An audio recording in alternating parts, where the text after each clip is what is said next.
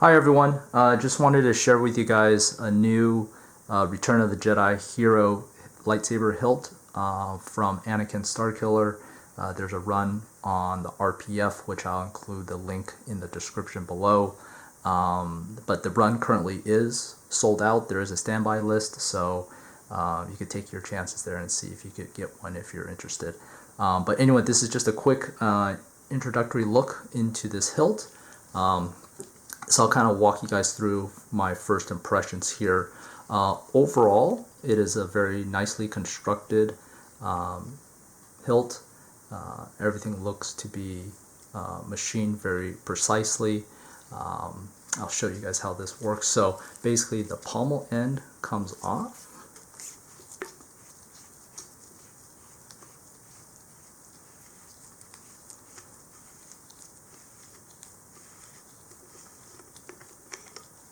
That. The midsection here unscrews.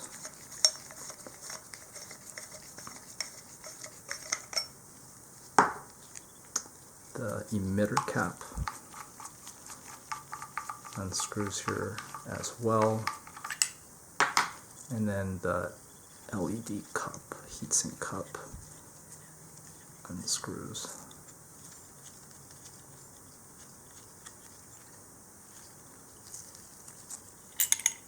Just like that.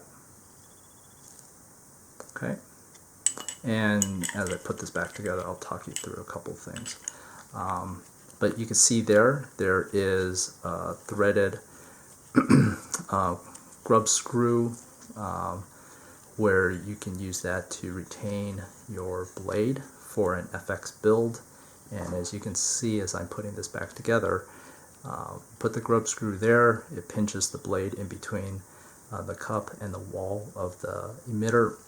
And then when you put the cap on, the nice thing here is that it hides that retention screw. So when you're looking at it assembled, you really can't even see that there's a seam there. So that's quite nice. Okay, and then as I put this back together, there's plenty of room in there for electronics. I believe there's a chassis being made for this, so there's more on that. And as I put the pommel back together, you'll start to see that there's some machine marks that you may have noticed in the reflections, but you can see it right in there a little bit. There's some scratch lines there,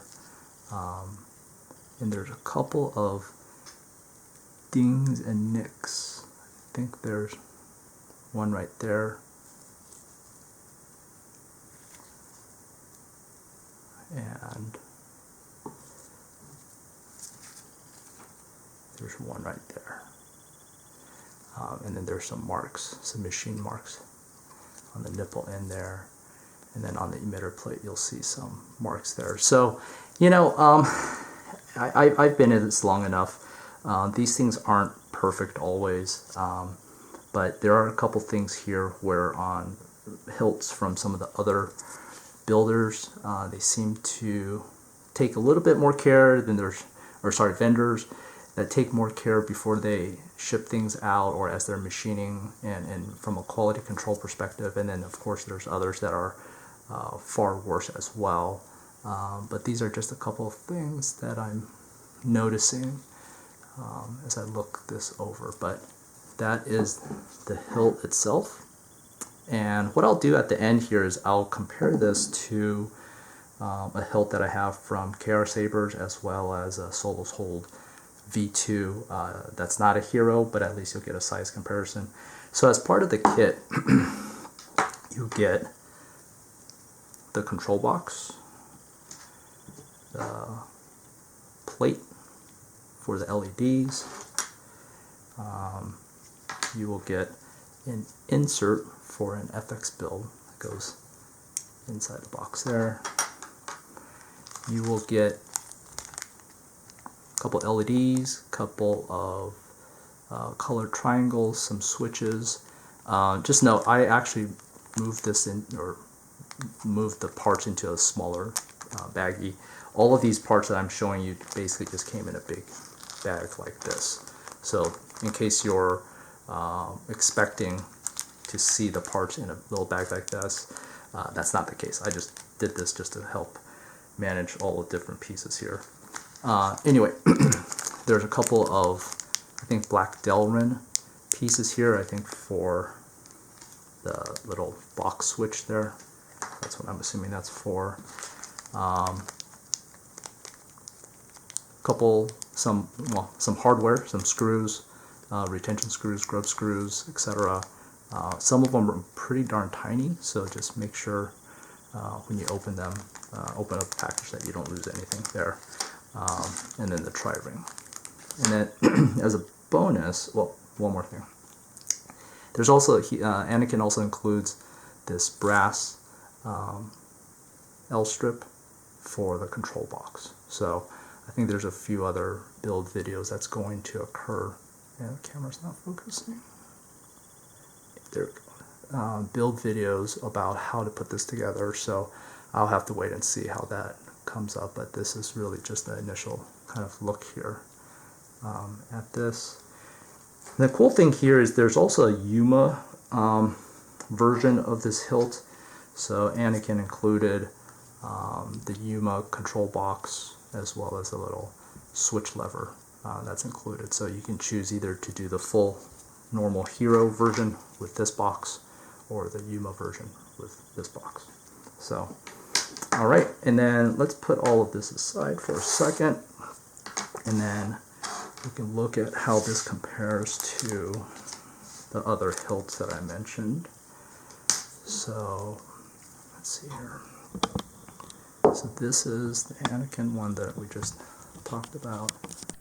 Zoom out a little bit. First off, this is just going to be a height comparison. I'll try to do my best here. There is the Saber's Hero, and this is my Solos Hold Gen 1 V2 version. So you can see, let me move this around here, the height difference between the Starkiller in the middle versus the other two.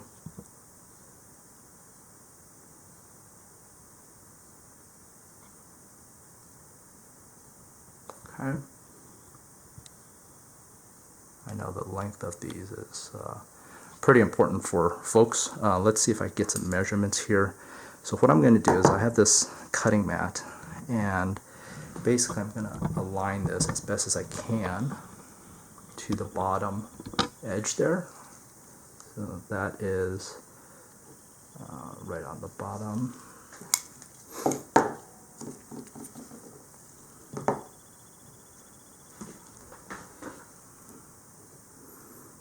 Okay, that one's aligned.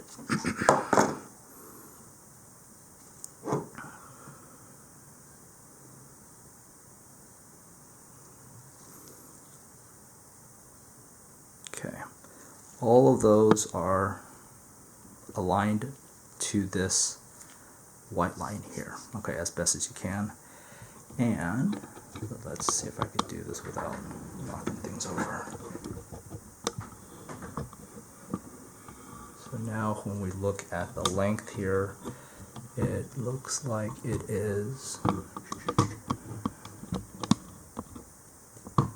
there, and that is right at just under 11 inches for the KR.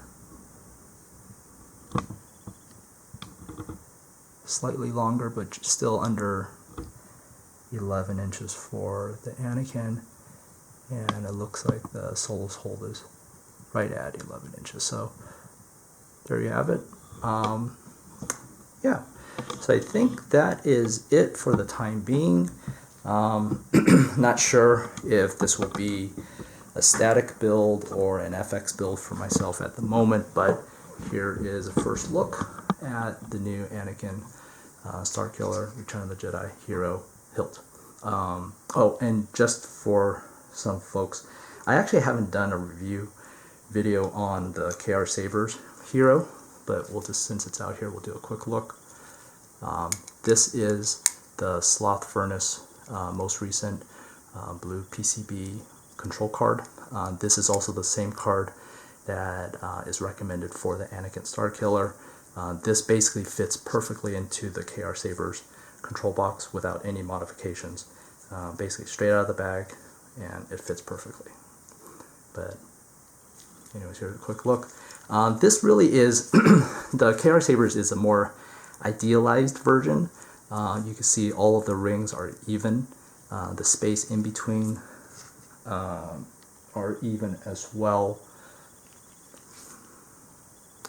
Whereas on the Anakin, I don't know if you can see this on camera, but maybe down in here you can see how the V's, the cuts are not symmetrical, and so if you see across, there's a steeper angle on one side and a shallower angle on the other.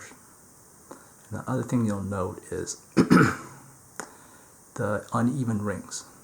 So you'll see there's a thick ring right there, there's a thinner one, standard or thick, however you want to call it, but there's some unevenness in the rings as well that matches the screen use prop from all the different reference images. So yeah, so basically Anakin, I would say that is a more screen accurate build or design, and the KR is more idealized. So that's it for now. Thanks for watching. Hey guys, one more quick thing I forgot to mention. The kit also includes a vented, non-accurate pommel cap. So that's what that is, and that essentially just replaces that piece down there. And then the FX emitter, which replaces the emitter here when you have a blade. So anyway, forgot to mention that. Thanks guys, take care, bye.